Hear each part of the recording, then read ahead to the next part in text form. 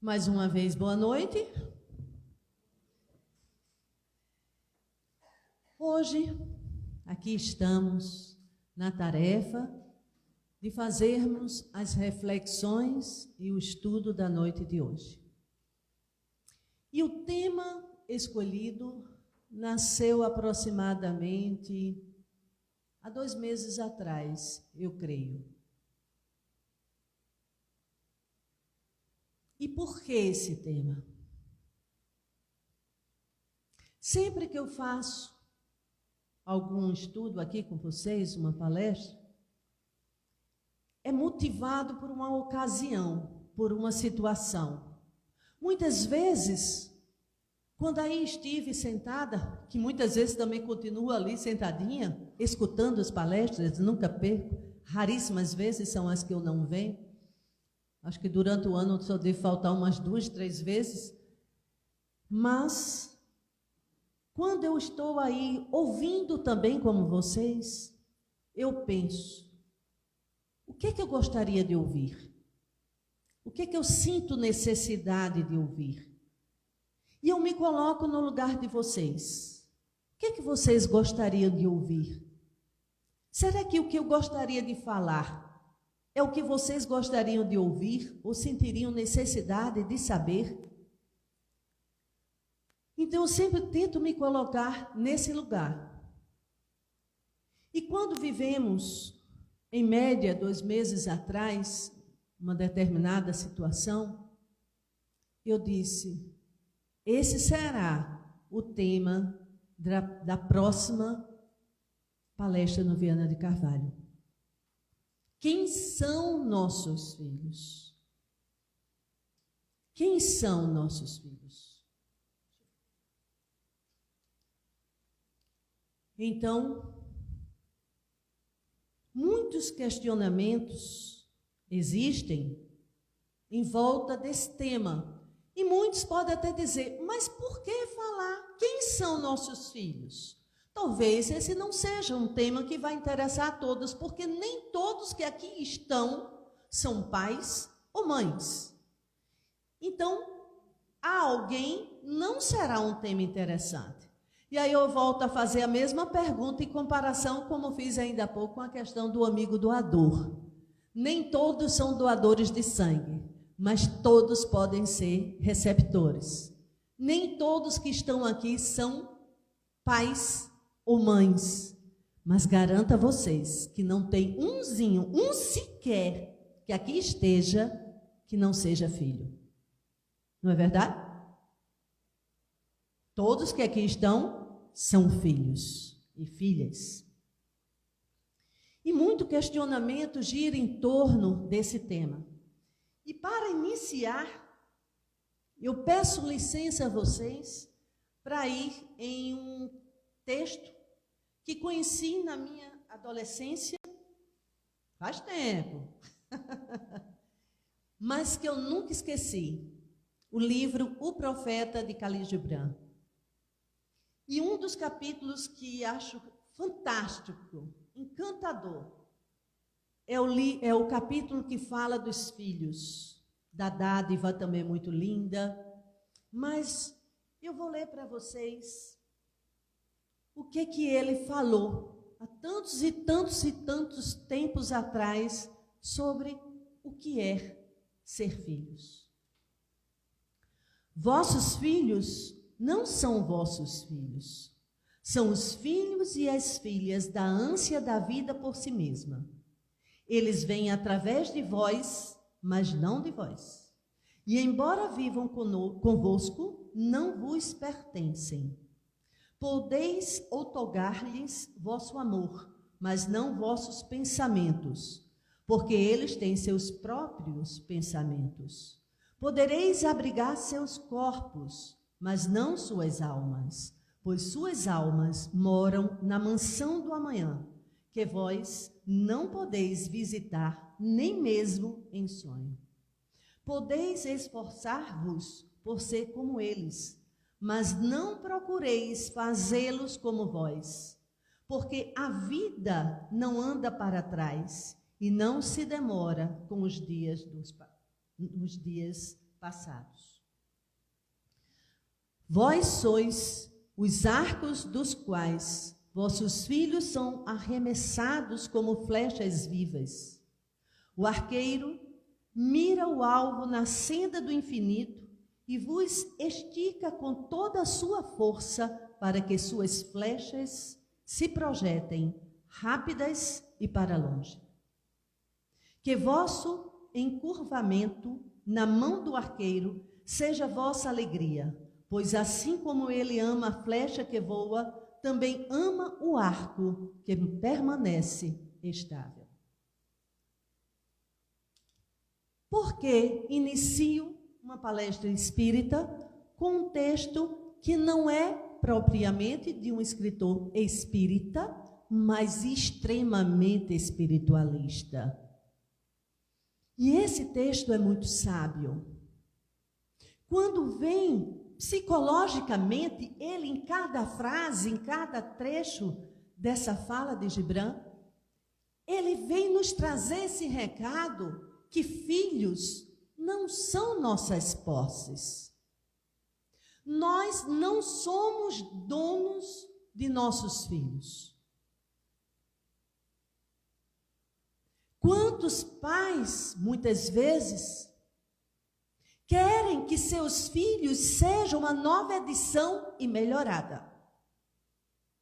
Quantos pais e mães querem que seus filhos realizem seus próprios desejos frustrados? Quantas mães que não foram bailarinas nem cantoras como Thalita, nem atriz? E quantos que não foram médicos ou outra profissão, cantor como também o André e o Miguel e tudo mais, o músico, e diz: eu não fui, mas meu filho será. Minha filha terá que realizar e fazer tudo aquilo que eu não pude e não consegui. E os pais sonham e planejam, idealizam seus filhos. Isso dentro da psicologia, nós temos muito trabalho, dá muito trabalho de trabalhar essas questões com as mães e os pais. Eu falo isso porque trabalho dentro da psicologia há 37 anos. Sempre trabalhei com crianças, adolescentes, adultos e idosos também, mas meu início foi todo com criança e adolescente. E quantas crianças apresentam sintomas, sérios sintomas, que são representações das angústias, das ansiedades, das depressões, das expectativas de seus pais. E se cria um filho idealizado. Se imagina um filho que vai vir para atender todas as suas necessidades. Uns ainda exigem o sexo. Tem que ser menino. Eu não sei tomar conta de menina, dá muito trabalho. Não, tem que ser menina. Eu não gosto de tomar conta de menino. Não, eu já tenho 2 meninos, agora eu tenho que ter uma menina. Ou vice-versa.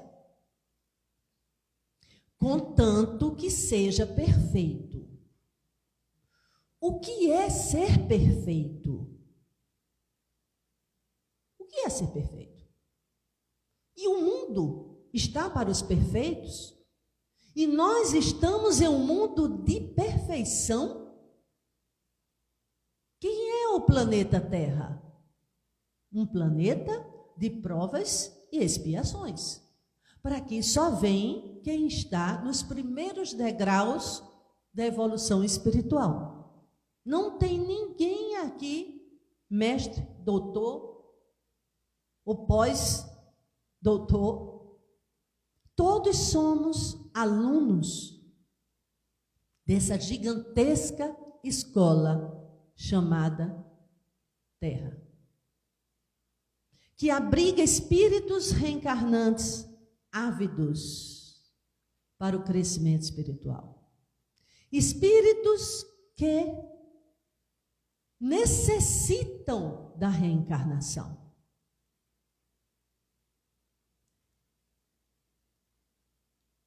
Então, filhos chegam para os seus pais, muitas vezes filhos mais rebeldes, de relacionamentos cheios de conflitos, e dizem: eu não pedi para nascer. Me teve porque quis, agora assuma. Eu não pedi para nascer nessa família.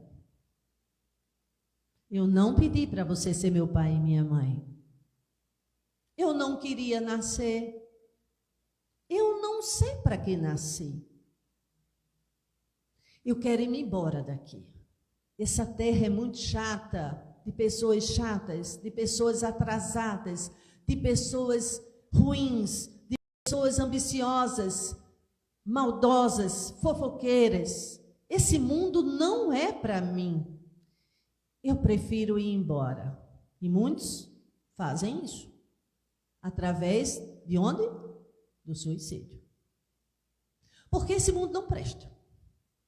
E aí pensa que, cometendo suicídio, vão pegar uma nave espacial maravilhosa que leva diretamente para o paraíso. E aí é o grande equívoco do suicídio. Então, ao tomarmos conhecimento das leis espirituais, as leis do karma e da reencarnação, passamos a entender melhor as relações entre os seres humanos na Terra. Saber o porquê de certas dificuldades nos relacionamentos familiares nos ajuda a interagir com mais compreensão com nossos entes queridos. Somos filhos, pais, mães, irmãos, tios, sobrinhos, avós, netos, enfim. Estamos sempre interligados por laços familiares e ocupando em determinadas épocas da vida os diferentes postos. É preciso entender que uma família terrestre não se forma por acaso. Não é um sorteio aleatório onde uma bolinha cai do globo com a designação de quem será a família daquele espírito que vai reencarnar. Então, muitas vezes as pessoas dizem: essa família não é minha. Eu nasci na família errada, gente. Eu nasci no país errado, na cidade errada, na cultura errada, na região errada, no corpo errado. Isso não é para mim. Mas, dentro aqui da visão espírita, podemos continuar nutrindo esses pensamentos? Não. Não tem como achar que nós caímos em nossa família por um acaso. Uma bolinha de sorteio. Por um acaso, no momento do encontro de um homem com a mulher, houve um ato sexual, estava o período fértil, encontra-se o óvulo com o espermatozoide, ao encontro, vira ovo, do ovo vai se transformando, nasce ali os primeiros passos de um futuro corpo humano. E neste momento iniciou também a alma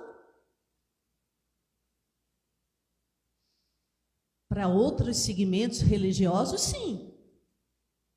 Foi no momento da concepção que foi criada a alma para aquele corpo.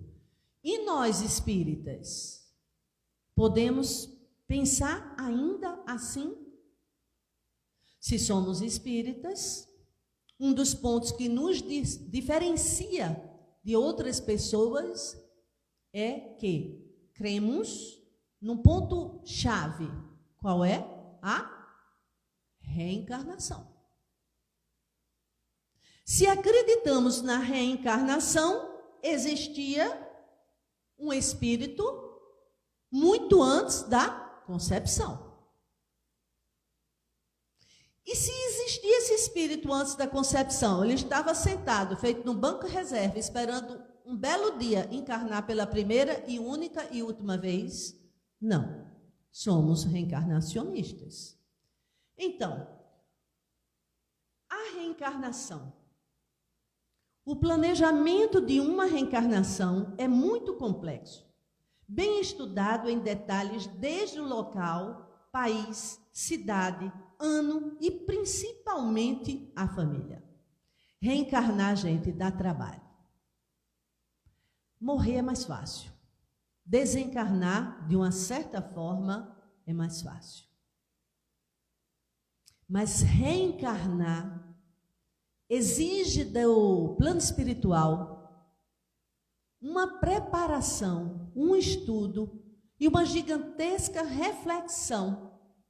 São os verdadeiros arquitetos da reencarnação, onde tudo é pensado e planejado. Mas isso não pode nos deixar pensar que existe um planejamento que mandou eu ser assim, assim, e pronto, fim, acabou-se e eu não tenho nenhuma participação. Não é por aí. Existe o livre-arbítrio. E existem as mudanças durante o percurso, tanto para melhor como para pior. Porque as nossas provas ou expiações, elas podem ser vencidas não só pela dor, mas também pelo amor. Então, nossa família é escolhida pelos veteranos espíritos de luz, responsáveis pelo conselho kármico, e é um trabalho que depende de muitos fatores, um deles a nossa concordância. Mas, quando se fala em nossa concordância, também não podemos pensar que nós é que vamos determinar e escolher. Vamos fazer uma comparação. Se eu tenho uma filhinha de 2 anos e vou levá-la para escolher uma escola, eu posso levar, mostrar, ela vai conhecer e eu vou ver aonde ela mostrou mais interesse até de ficar. Mas eu não posso deixar que uma criança de 2, 3 anos escolha sozinha qual é a escola que ela quer frequentar. Os pais precisam orientar. Mas quando ele já tem 15 anos, aí nós já podemos escutar nossos filhos adolescentes e ver por que eles querem estudar em colégio A, ou em colégio B, ou em colégio C. Ver os argumentos, ver a proposta da escola e ele, junto conosco, fazer sua escolha. E os pais concordam e a pessoa que também vai estudar na escola concorda. Porque quando também vai sem concordar, meu Jesus. E aí chega a faculdade. Os pais vão escolher qual é o curso que ele vai fazer? Normalmente não, né? Mas tem pais que vai. Tem pais que ainda quer escolher o que os filhos querem fazer. Deveriam fazer. Lembrando o início da minha fala, quando os pais querem que seus filhos sejam seus prolongamentos, suas realizações e sua idealização. E nós, como filhos, nunca vamos ser filhos ideais. Nunca vamos conseguir atender o padrão de ideal para um pai e uma mãe. Nem um pai e uma mãe nunca será um pai ideal. Porque o pai e a mãe ideal, ou o filho ideal, só existe em nosso pensamento. Nós, seres humanos, temos qualidades, muitas virtudes, mas também outros aspectos que podem nem ser considerados como defeito, mas que não agrada o outro, não é o que o outro bem queria de nós. Então, o Ministério da Reencarnação vai se preocupar em avaliar, pesquisar, estudar qual seria a família mais adequada para receber aquele ser reencarnante. Dependendo de suas características psíquicas e espirituais, qual a região, qual o país, qual cultura seria nesta encarnação mais conveniente para o seu progresso. não é para o seu castigo. Ninguém reencarna para ser castigado. Só se reencarna para ter oportunidade de refazer seus equívocos de vidas passadas. É para isso que reencarnamos. Por mais dura e difícil que seja a reencarnação, nós não nascemos para sofrer. O sofrimento vem, muitas vezes, na intensidade do nosso orgulho e de nossa vaidade. Os ataques, as feridas, as mágoas, as decepções, elas são medidas na proporção exata do nosso orgulho, da nossa rebeldia e da nossa vaidade. Quando não, podemos ver pessoas com vidas dificílimas e resignadas, surpreendentemente resignadas. Então, já se pode pensar que eu não estou nessa vida por um acaso, que Miguel não está nessa vida por um acaso, que ninguém aqui é um engano, um erro da natureza, uma obra do acaso.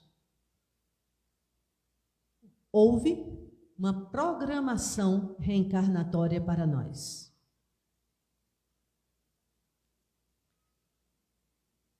Nossa família terrestre é composta de forma a facilitar a nossa evolução. Muitas vezes, inimigos do passado aceitam o compromisso de reencarnarem como irmão, ou pai e filho.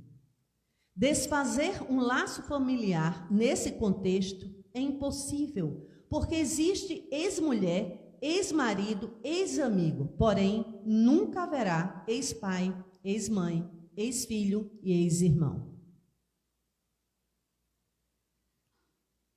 Sim, a família é um dos itens mais bem cuidados e preparados para a reencarnação de um espírito, pois é nesta organização base que geralmente a maioria dos espíritos enfrentará seus maiores desafios. Nossos maiores reajustes espirituais estão dentro de nossos laços consanguíneos, a nossa família. Não é à toa que se diz que amigos são irmãos que escolhemos. E os irmãos consanguíneos são aqueles que necessitamos. Por isso que nós nunca nascemos na família errada. E aí vem, falando mais sobre o planejamento reencarnatório. No momento da reencarnação, existem os guias que irão decidir quem serão os seus futuros pais na Terra. Enquanto isso, o reencarnante deve ser preparado para receber um novo corpo. Se todas as pessoas que estão fazendo parte desse processo estiverem conectadas por laços de vidas passadas, elas irão dar continuidade às suas experiências herdadas. Isto é, se você possui laços de afeição, por exemplo, a conexão entre almas facilitará o seu nascimento e vivência aqui na Terra. Entretanto, se houver qualquer tipo de desentendimento ou emoções negativas, como mágoa e rancor, como herança de reencarnações anteriores, você precisará passar por vários encontros com esses espíritos para amenizar e até superar esses sentimentos corrosivos para a alma. Voltando. Então, a reencarnação, gente, é uma bênção, é uma nova chance, é uma nova oportunidade. O objetivo de reencarnarmos é crescer, evoluir. Alguns espíritos, bem mais evoluídos, podem participar até desse planejamento reencarnatório. Pode fazer parte. Até dar uns palpites. Outros não tem muita escolha, como eu estava citando ainda há pouco, a questão da escola. Comecei e não concluí bem o exemplo. Quando, dependendo de nossa maturidade e consciência, nós temos mais chance de opinar e de escolher. Quanto mais imaturos e infantis, quem tem mais juízo e maturidade do que nós é quem faz a escolha. Então, alguns estão num grau tão regredido, tão enfermo psiquicamente, espiritualmente, que ele nem se dá conta que desencarnou. Ele já está no plano espiritual e ainda pensa que está encarnado. Tem outros que estão num sofrimento tão gigantesco, tomado de culpas, de ódio, de vingança, que estar desencarnado, ao invés de ajudá-lo, prejudica. A inquietação, o sofrimento, os tormentos, os fantasmas que passam em sua tela mental.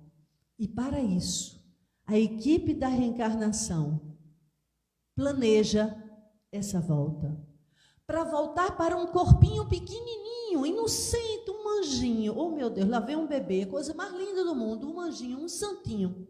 Todo mundo vê assim no bebezinho. Ainda bem. Ainda bem. Ainda bem que a sabedoria divina fez a gente voltar assim, bobinho, bobinho. Zerado o velocímetro. Sem saber de nada, nem falar. Nada, só dormindo. Os primeiros dias, semanas e meses, dorme, come, dorme, come. Que bom. Que bom que isso acontece. E o esquecimento junto conosco. Que bom que isso acontece. E isso é para aliviar, muitas vezes, o sofrimento no plano espiritual. Então, alguns já têm o livre-arbítrio, já têm maturidade para contribuir no planejamento reencarnatório. Outros não. Os nossos filhos são os mesmos em todas as reencarnações? Será?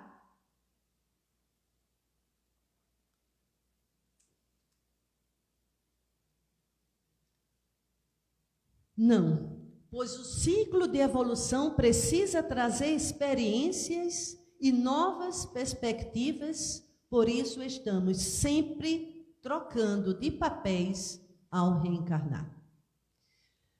Vamos imaginar até numa firma, numa equipe de esporte. Aqui vem muitos militares. Comparar com a vida dos militares também, que tem que conhecer o país, ter vivência de várias regiões, de vários estados. Quando se trabalha em determinada firma, conhecer vários setores. Quem é gerente de banco tem que conhecer vários setores de uma agência bancária. E assim vai. Nós não podemos nos limitar em um único papel. Os atores dos teatros, das novelas, dos cinemas.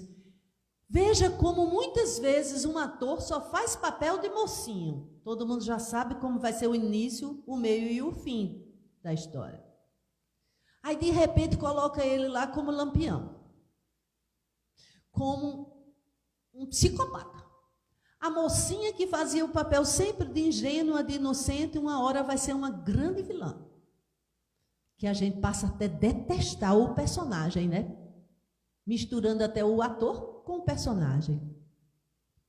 Mas um ator, para ser completo, ele tem que ter vivências de vários papéis, de vários personagens, de vários tipos de personalidade, e isso forma um ator.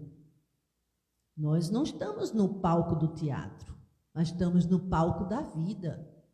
E a vida nos pede maturidade, crescimento e evolução.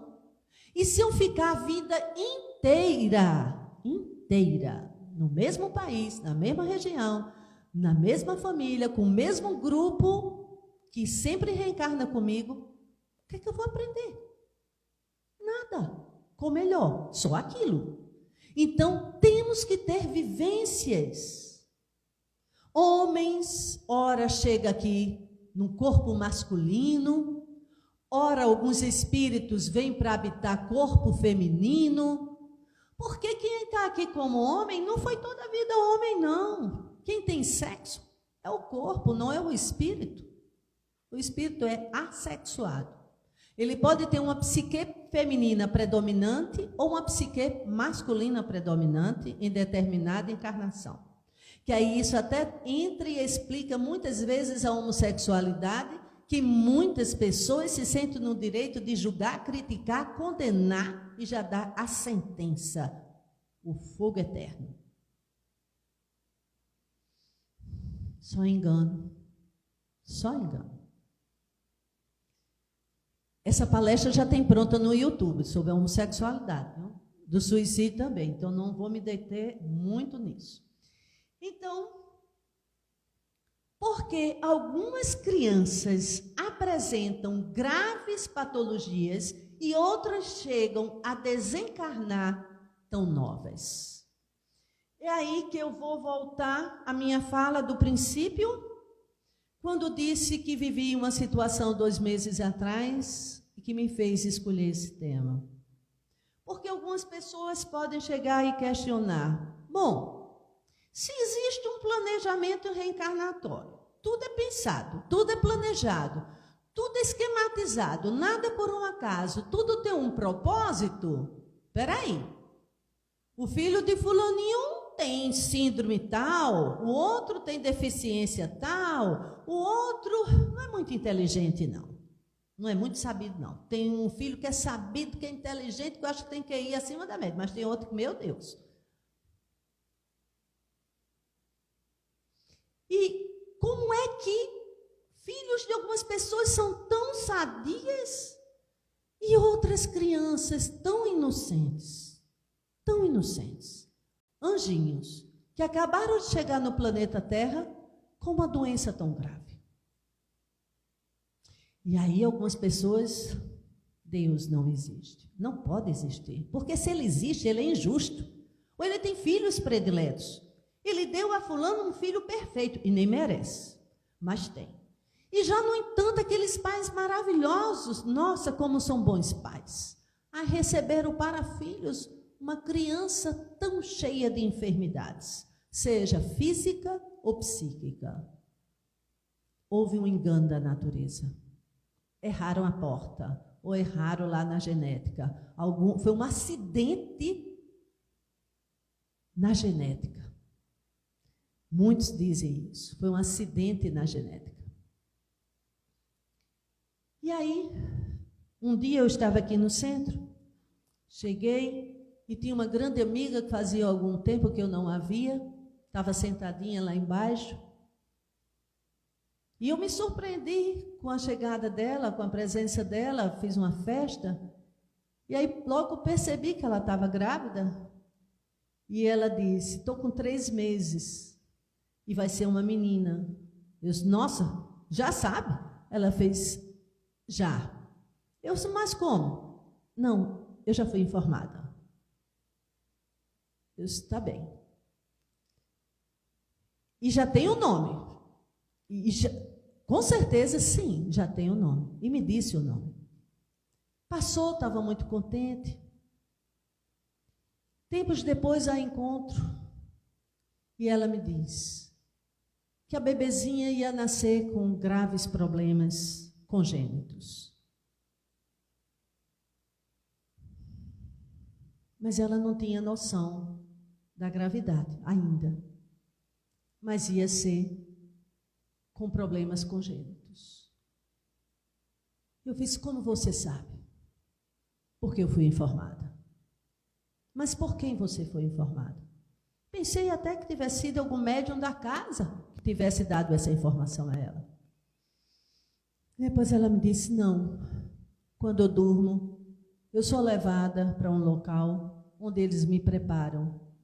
E por muito tempo me prepararam para receber esse espírito, que precisava renascer.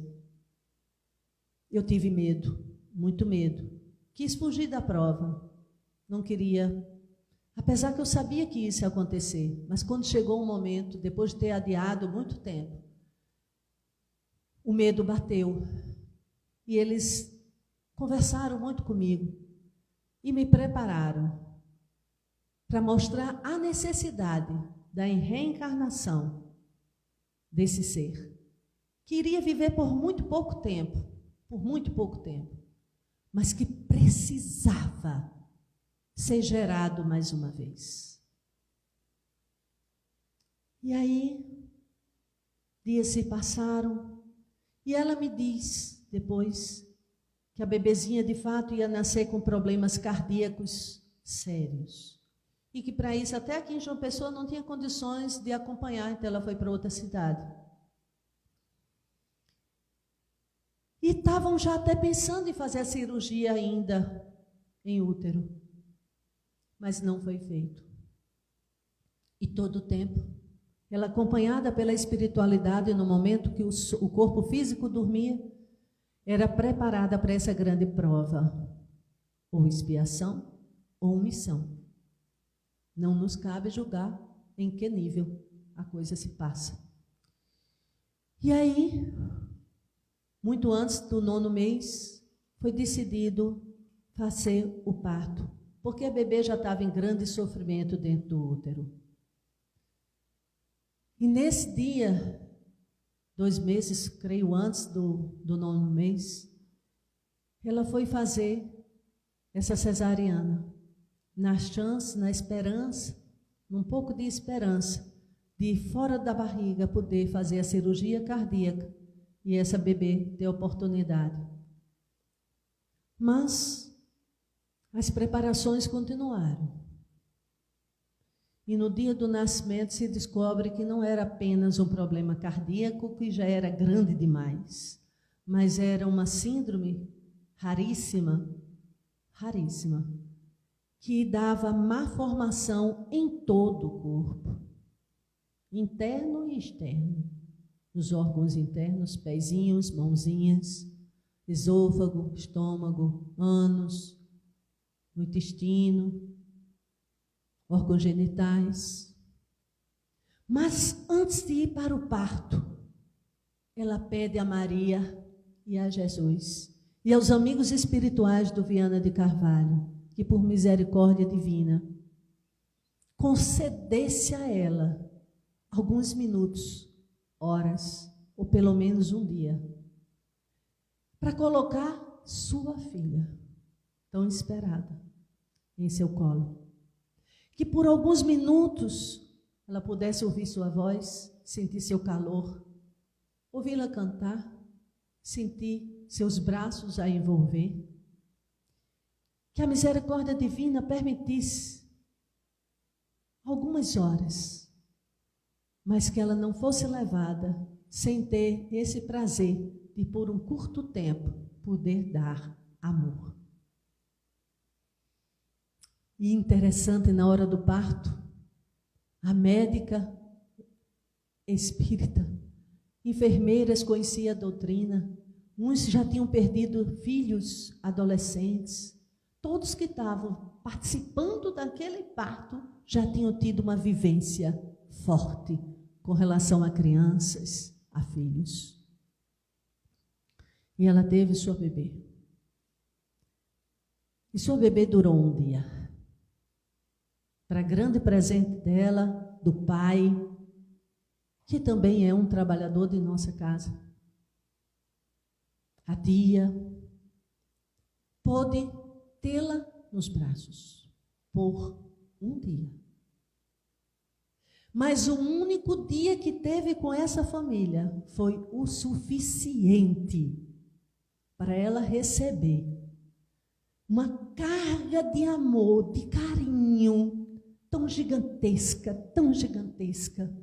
que era tudo que ela precisava sentir: amor, ser amada, nas condições que veio, não dita filha perfeita, ou lourinha dos olhos azuis.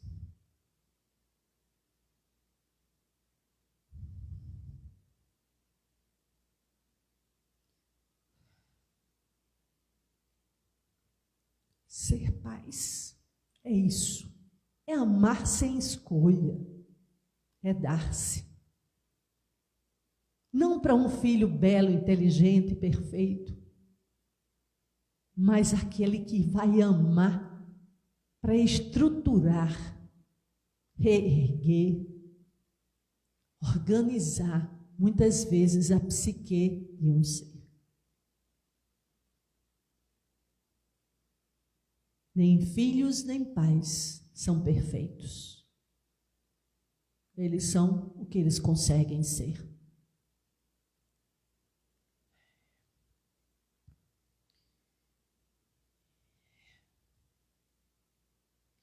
Não só a história dessa bebê, de um dia de vida, mas que teve o velório mais lindo que eu já vi na minha vida. E Deus me permitiu poder zelar, cuidar, enquanto seus pais não chegavam de outra cidade, porque a bebê veio para João Pessoa antes deles. E eu agradeço infinitamente, já que eu não pude estar em Recife, eu agradeço infinitamente a Deus, a oportunidade que nos deu, que não só foi a mim, foi mais a outros aqui do centro, de cuidar daquele corpinho, pequenininho, uma bonequinha, no menor caixão que eu já vi na minha vida, mas o mais belo de todos, como uma caixa de boneca. E poder ali fazer preces, cantar para ela. E dizer, você viveu tudo o que tinha que viver desta vez. Esse foi o tempo que você precisava. Agora segue em frente.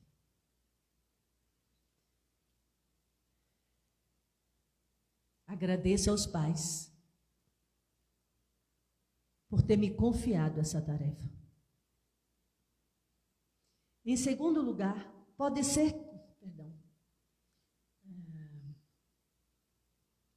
A princípio, pode-se dar, porque algumas crianças apresentam graves patologias e outras chegam a desencarnar tão novas.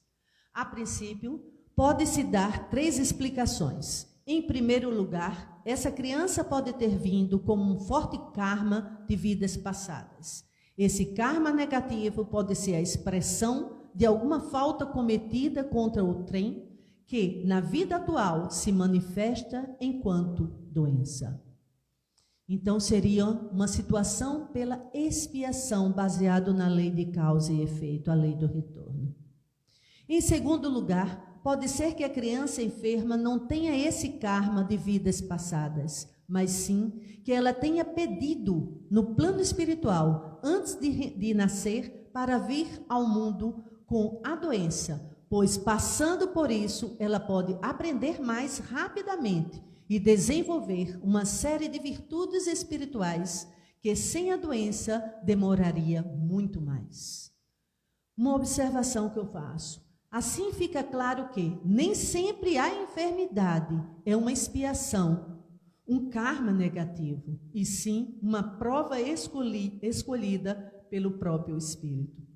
Em terceiro lugar, ela pode ter vindo com essa missão, mas a provação ou expiação será dos seus pais.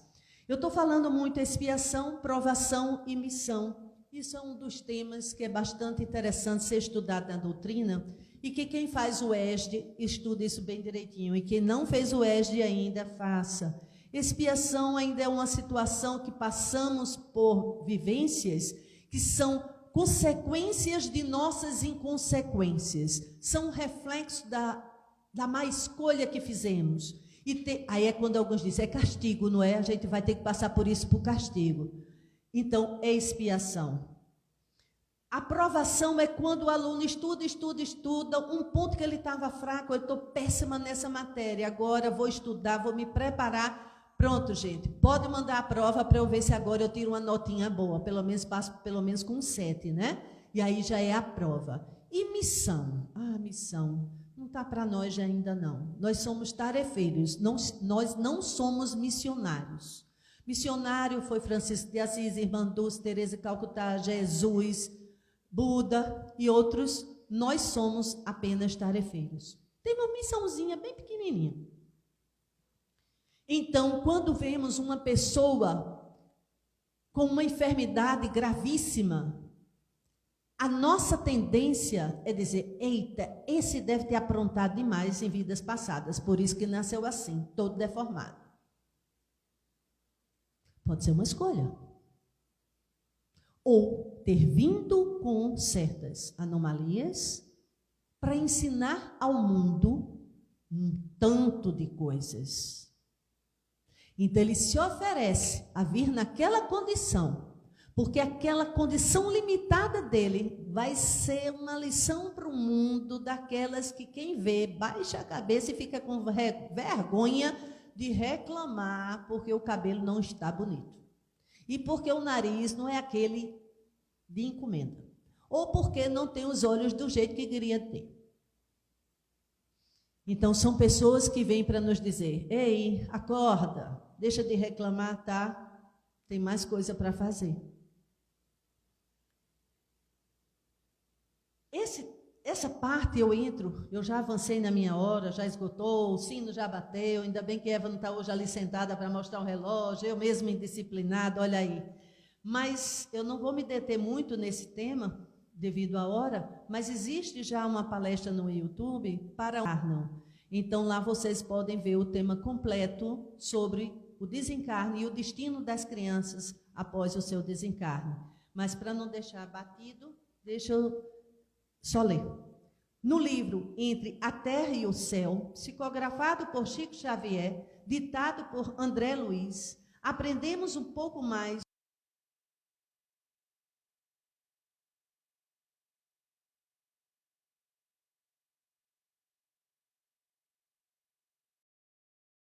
sobre o espírito que desencarna na infância.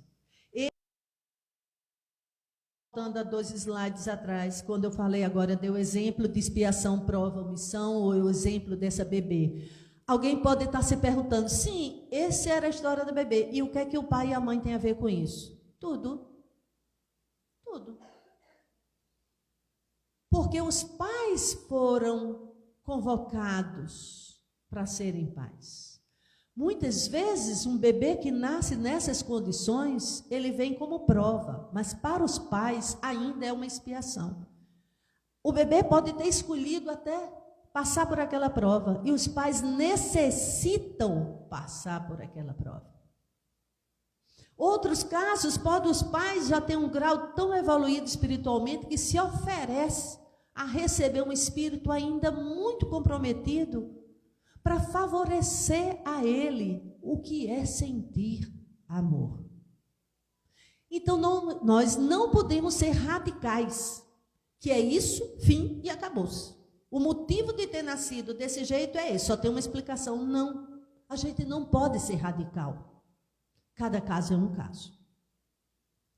Então, pode a criança desencarnar antes da data prevista na sua programação reencarnatória? Sim. O desencarne prematuro, muitas vezes, não foi objeto de programação espiritual. Podemos citar algumas causas. O aborto não é uma programação. Negligência dos pais também não é programação. Pais negligentes que não tomam conta do filho e o menino vai lá ser acidentado de tal forma absurda, não é porque Deus quis, não. Foi falta de cuidado mesmo. Ou suicídio na infância e na adolescência. Não estava programado para ninguém nascer e se matar. Isso não existe. O suicídio não está dentro da programação reencarnatória, ao contrário. É um ato que fere a lei da reencarnação. A lamentação, o choro e a fixação em ente querido, que desencarnou, prejudica sua reabilitação no plano espiritual, fazendo com que ele sofra vendo o tamanho desespero de seus familiares. Então, aqueles pais que conservam o quarto arrumado, a bolsa no lugar, o sapatinho, a roupinha, o brinquedinho, tudo como se o bebê ou o filhinho a qualquer hora fosse chegar. Até alguns adolescentes, os pais permanecem colocando o prato na mesa, o copo na mesa, tudo do mesmo jeito, como se a qualquer momento ele pudesse chegar. Isso é saudável? Não. Isso prende, aprisiona, escraviza afetivamente. Para isso, vocês podem também ver uma palestra, todas essas que eu estou citando são minhas, tá? No YouTube, que diz Na Hora do Adeus, baseado no livro Na Hora do Adeus, de Luiz Sérgio. Então, nesse eu falo do momento da partida, também tem a outra que fala como se vive no plano espiritual. Então, o que não está dando tempo de eu falar aqui, vocês podem recorrer ao YouTube, vendo no canal do Centro Espírita Viana de Carvalho. Conclusão. Os filhos são companheiros de evolução, que são colocados temporariamente sob os cuidados dos pais, colocados provisoriamente, temporariamente aos cuidados dos pais. A finalidade é ajudar ambos a concretizar o próprio desenvolvimento na vida terrena e espiritual também. Então, que ao olharmos uma criança extremamente enferma, não tenhamos a indiferença. Não é meu filho, graças a Deus. Ainda bem que não é o meu. Não. Ou então está assim porque errou muito em vidas passadas, por isso que nasceu desse jeito e agora vai pagar. Não. Nem tenhamos uma postura de revolta com Deus, com o mundo espiritual, que castigou um inocente. Também não. Porque criança é o corpo, bebê é o corpo, nossos filhos são espíritos. Nós, na condição de filhos, somos espíritos, que antecede esse nascimento, essa encarnação. Então, reflitam sobre cada família, cada lugar que vocês foram colocados nessa encarnação. Pode não ser o paraíso, pode não ser um verdadeiro ninho, um cantinho florido, maravilhoso, fantástico, o pai que eu sempre sonhei, a mãe que eu sempre sonhei. Não, é o pai e a mãe que eu precisava ter. Meu filho não é o filho que eu sonhei, não é o meu filho idealizado, não, é o filho que eu precisava ter, para juntos crescermos, para juntos evoluirmos, para juntos darmos espaço de apagar gradativamente o ódio, o rancor, as animosidades e deixar nascer a única coisa que vale a pena, o amor. E que os laços eternos, os laços de famílias, não são os laços consanguíneos, eles são temporários. Os verdadeiros laços são os laços da alma, os laços do coração, os laços da sintonia. Que possamos em cada encarnação plantar amor, plantar afeto positivo e ter oportunidade de refazer a história com aquele que está caminhando conosco. Aquele que foi colocado no mesmo vagão do trem. Tem outros vagões, pode ter, até de luxo, mas o nosso é aquele. Vamos viajar com quem está em nosso vagão e tentar ser os melhores companheiros de viagem possível. Pelo menos não agravar a situação. Muita paz a todos.